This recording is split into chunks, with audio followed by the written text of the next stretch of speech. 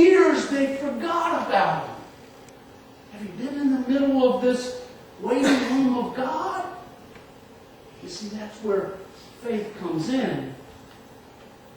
Gideon is in that situation. This idea that he just obeyed God and God delivered him through the Midianites, it just is easy to talk about. I want us to hone in a little bit, if you will.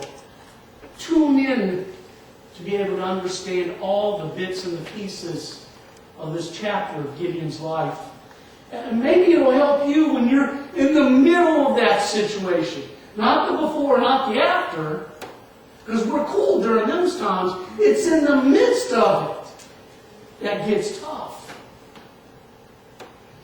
Well, Gideon's faith march will help us prepare to be honed into God's message. Listen to Judges chapter 6, starting in verse 11.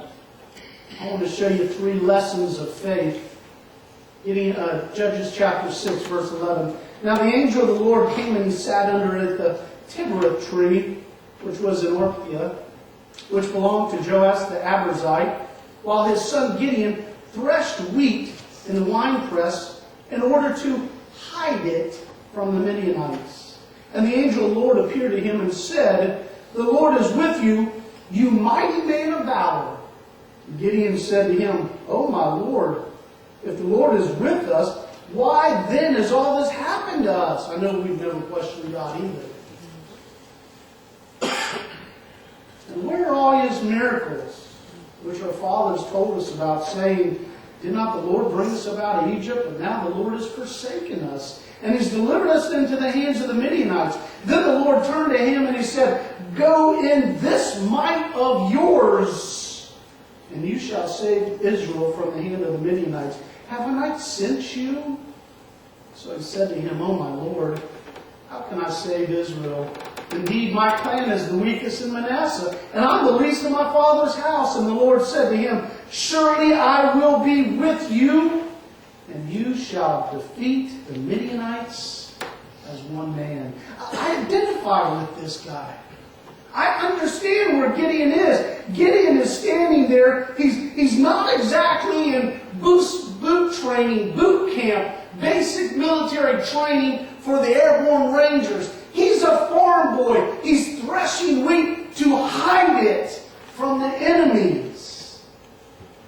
He's not this strong guy working out in the gym and getting physically ready for a fight. And all of a sudden, the angel of the Lord comes to him. Notice what he calls him. "You mighty man of valor." How many of us today are mighty and we don't even know it? Gideon looks around and he says, you must be talking to the wrong guy. And he starts with these excuses like you and I do when God calls us to step out in faith. And excuse number 1. Who, me? Oh man.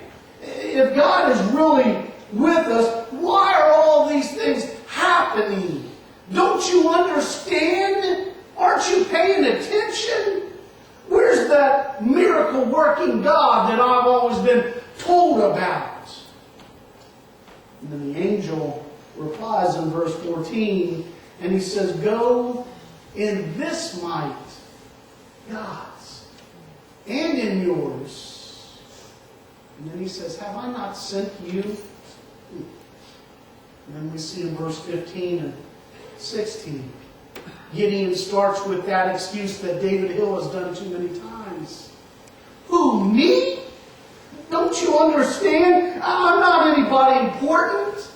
I'm from the littlest tribe, Manasseh. And of this tribe of Manasseh, I'm the weakest of all my brothers. My dad is not the president of the Southern Baptist Convention. My dad is not the pastor of such and such church for the last 40 years. God, I can't be a minister. I can't preach. I'm not in the right lineage." You see, I don't have a pedigree that is that strong in ministry. As a matter of fact, my family didn't even go to church and they're not Christians. And you want me to be a preacher? You ever done that? God, you can't use me. Do you understand who you're talking to? I'm a nobody. I'm not important, Gideon is saying. And then the Lord replies to Gideon through this angel, there's things that you and I had better take to heart. He says, surely I will be with you, and you will defeat the Midianites. Folks, we can identify with Gideon. Introspection is a pretty grim business. I don't know about you, but I analyze myself way too much. See, he's looking at himself. And Gideon's confidence level is 0. His faith march with God began when he chose to believe what God was saying about him. Instead of feeling inferior, he had to believe he was this mighty man of valor, that God was calling him. Do you believe you are who God says you are? Child of God? I don't know how many little girls I've talked to and I've said that if you are a child of God, that means you're a child of the King of Kings. And a little girl that is the child of the King of Kings is a princess. Do you see yourself as a princess, little girls? Then quit dating frogs. Amen? Are you a son of this King of Kings? Do you see yourself as a prince? Then why are you settling for second best? Amen. Do you know who you are? And let the devil tell you you are inferior to everybody else. There's a timeless truth that I'd like to share. You see, if God calls you to do something, He will supply the strength and the guidance for you to succeed. Wellington Boone, famous evangelist, said God doesn't call the qualified, but He qualifies the called. You see, Gideon by faith began to believe God's call upon his life.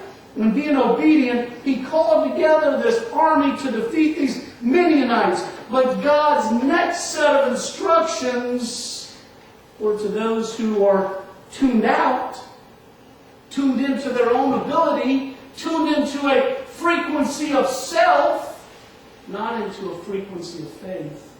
Didn't make a lot of sense. Those folks would see this extremely foolish and dangerous. You see, in chapter 7, verses 1 through 8, God starts to tell us that faith means deliberately trusting God's power rather than our own. I'm sure that Gideon was excited when God called those 32,000 men together. Listen to this story, chapter 7, verses 2 through 8. And the Lord said to Gideon, the people who are with you are too many. Wait a minute. These Midianites have got us in submission. They've defeated us, and we're being like held in bondage to them. And you're telling me these 32,000 men I have are too many? I'm not real sure about that, God. I'm not sure that I have enough. And He says, too many for me to give the Midianites into their hands. At least the children of Israel claim glory itself against me, saying, my own hand has saved me. Have you been in that situation where you have all these assets you can lean on yourself? Oh, I got let go from a job, but I've got money in the bank. I'll be okay for a few months. I've got food in the freezer. My payments are up. I can be okay. Well, as long as you're okay, why do you even need God? God says 32,000 men are too many. You will claim the victory for yourself. So He trims them down. Verse 3, now therefore proclaim to the hearing people, say, whoever's fearing